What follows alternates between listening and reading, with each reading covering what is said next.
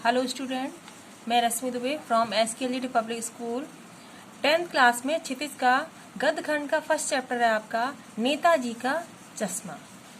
नेताजी का चश्मा स्वयं प्रकाश लेखक है इस चैप्टर के। इसमें क्या बताया गया है देखिए। कस्बे में सुभाष चंद्र बोस की प्रतिमा, एक कस्बा है वहां पर सुभाष चंद्र बोस की प्रतिमा लगी हुई है। हालदार साहब कंपनी के काम से उस कस्बे से गुजरा करते थे, यानी निकलते थे। हालदार साहब थे जो वहां से उस रास्ते से निकलते थे। कस्बा छोटा था, अधिकतर मकान कच्चे थे, एक नगर पालिका भी थी।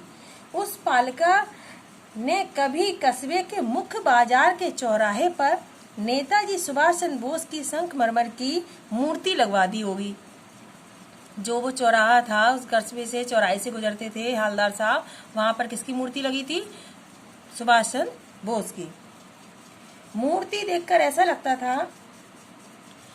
कि जैसे वह मजबूरियों के कारण किसी स्थानीय कलाकार से बनवाई गई होगी। शायद कस्बे के एकमात्र स्कूल के ड्राइंग मास्टर मोतीलाल ने उसको 1 महीने में बनाकर तैयार किया था। यानी ऐसा लगता था जल्दबाजी में मूर्ति बनाई गई है। जिसको किसने बनाया था? जो मास्टर थे, ड्राइंग मास्टर थे मोतीलाल, उन्होंने उस मूर्ति को बनाया था। मूर्ति टोपी से कोट के दूसरे बटन तक की थी। 2 फुट ऊंची यह मूर्ति बहुत सुंदर लग रही थी। मूर्ति को देखते ही दिल्ली चलो या तुम मुझे खून दो का नारा याद आने लगता था। यानी मूर्ति को देखकर लोगों का ऐसा एहसास होता था। मूर्ति के चश्मे का रहस्य। मूर्ति क्या थी? मूर्ति में चश्मे का रहस्य। क्या चश्मे का रहस्य था? देखिए, हालदार साहब को आते जाते मूर्ति की एक बात खटकती थी। नेताजी की आंखों में चश्मा नहीं था।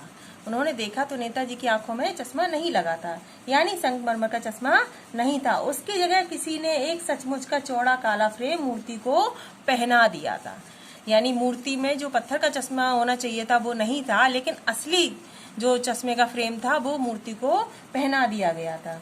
पहली बार उन्होंने देखा तो उनके होठों पर कौतूक भरी मुस्कान फैल गई। जब उन्होंने देखा मूर्ति असली चश्मा पहने तो उन्हें एक मुस्कुराहट सी आई।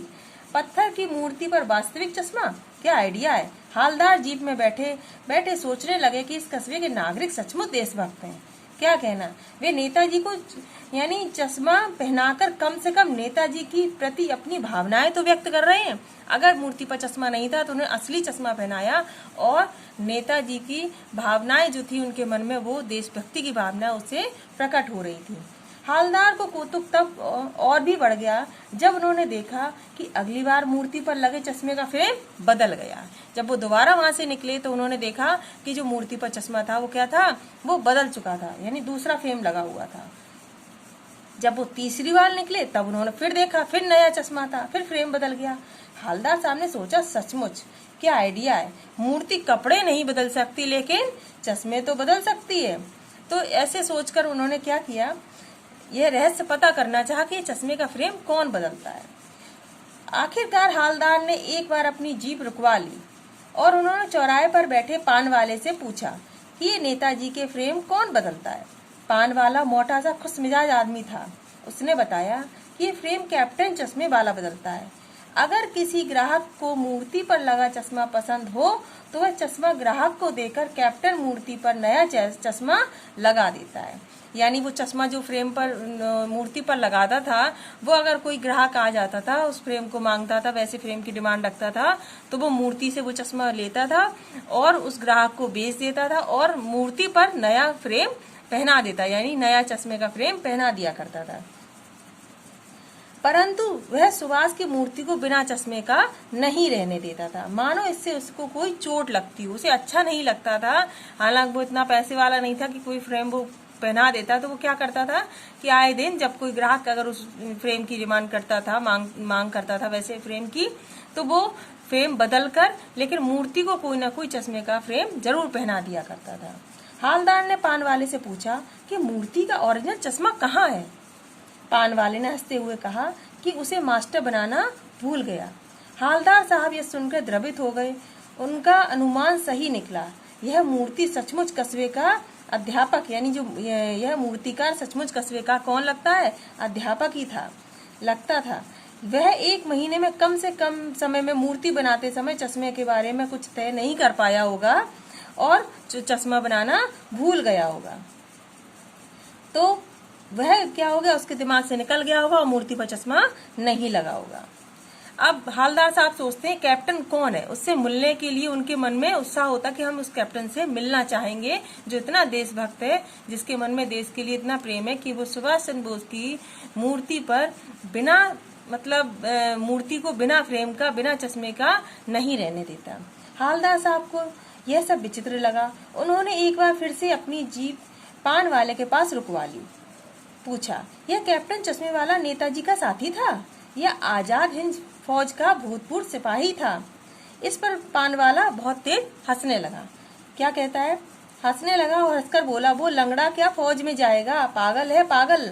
वो देखो वो आ रहा है, उसी से बात कर लो, फोटो वोटो छपवा दो कहीं उसका। पान वाले ने जो कैप्टन था उसका मजाक बनाया। हालदार साहब को एक देशभक्त का ऐसा मजाक अच्छा नहीं लगा। मुड़कर देखा तो एक बेहद बूढ़ा मरियल सा यानी लंगड़ा, सिर पर गांधी टोपी और आंखों पर काला चश्मा लगाए आ रहा था। उसके हाथ में एक छोटी सी संदूक की यानी छोटी सी एक अटैची थी और दूसरे हाथ में बांस के टंगे बहुत से चश्मे थे। पता चला कि वह फेरी लगाकर चश्मे बेचता है। हालदार पूछना चाहते थे कि फिर इसका नाम कैप्टन कैसे पड़ा, परंतु ना तो पान वाले के पास फुर्सत थी और ना जीप के ड्राइवर के पास। उनकी बात अधूरी ही रह गई। उस दिन के बाद कोई 2 साल तक लगातार वो वहाँ से आते जाते रहे। मूर्ति की ओर देखते रहे। कभी चश्मा गोल होता, कभी चश्मा चौकोर होता, कभी लाल कभी काले, परंतु कोई ना कोई चश्मा जरूर होता था। फिर क्या हुआ, एक बार ऐसा हुआ कि मूर्ति पर कोई भी चश्मा नहीं था। एक बार जब हालदार साहब वहां से निकले तो उन्होंने देखा मूर्ति पर कोई भी चश्मा नहीं था। उस दिन पान वाले की तथा चौराहे की सारी दुकानें भी बंद थीं। अगली बार आकर उन्होंने पान वाले से पूछा, इस बार मूर्ति पर चश्मा क्यों नहीं है? पान वाले ने अपनी आंखें पोंछते हुए उदास स्वर में बताया कि कैप्टन मर गया। यह सुनकर हालदार साहब उदास होकर जीप में बैठकर चले गए और वे सोचने लगे, उस देश का क्या होगा जहाँ के निवासी देशभक्त बलिदानियों पर हंसते हैं और स्वयं बिकने के लिए मौके ढूंढते हैं। ऐसा सोचकर उनको बहुत अधिक दुख हुआ और वो बहुत दुखी होकर वहां से चले गए। अगली बार जब वो वहां से निकले, हालदार साहब 15 दिन के बाद फिर वहां से कस्बे से गुजरे। सोचा कि अब वे बिना चश्मे की मूर्ति को नहीं देखेंगे। उन्होंने तय कर लिया था कि जब वो वहां से निकलेंगे तो मूर्ति की तरफ देखेंगे ही नहीं, क्योंकि देखेंगे तो उनको दुख होगा। परंतु जैसे ही चौराहा करीब आया, हालदार साहब ने चीख कर आदेश दिया जीप वाले से, कहा रोको रोको रोको। उन्होंने देखा कि नेताजी की मूर्ति पर सरकंडे का बना हुआ चश्मे का फ्रेम लगा हुआ है। हालदार साहब की आंखें नम हो गई और वो भावुक हो गए जब उन्होंने देखा कि मूर्ति कैसा चश्मा पहने हुई है। मूर्ति सरकंडे का चश्मा पहने हुई है। सरकंडे का मतलब होता है लकड़ी का बना हुआ फ्रेम। तो वो किसने बनाया था? जो उस गांव के जो बच्चे थे उन्होंने उस मूर्ति को उसका फ्रेम का यानी जो बच्चे थे उन्होंने सरकंडे का एक चश्मा बनाकर मूर्ति को पहना दिया था। तो कहने की बात यह है कि नेताजी का चश्मा यानी देश में भले ही कुछ लोग देश प्रेम देशभक्ति की भावना को नहीं समझते हैं, लेकिन आज की आने वाली जो पीढ़ी है, जो बच्चे हैं, वो भी उनके अंदर भी देश प्रेम की भावना है और उन्होंने भी जो हमारे लिए अपनी कुर्बानियां दे गए, जो शहीद हुए हैं, तो उनके लिए अपने मन में देशभक्ति की भावना जगाते हुए जो आज के जो बच्चे हैं उनके अंदर भी इस चीज की भावना थी कि हमारा देश कैसे आजाद किया, उन्होंने अपने प्राणों का त्याग कर दिया। तो उनके लिए हमारे मन में कम से कम मान सम्मान तो होना चाहिए, हम उनका इज्जत मान सम्मान तो कर सकते हैं। तो इसी भावना से जब उन्होंने हालदार साहब ने देखा कि बच्चों ने मूर्ति को सरकंडे का चश्मा पहनाया तो वो बहुत अधिक भावुक हो गए।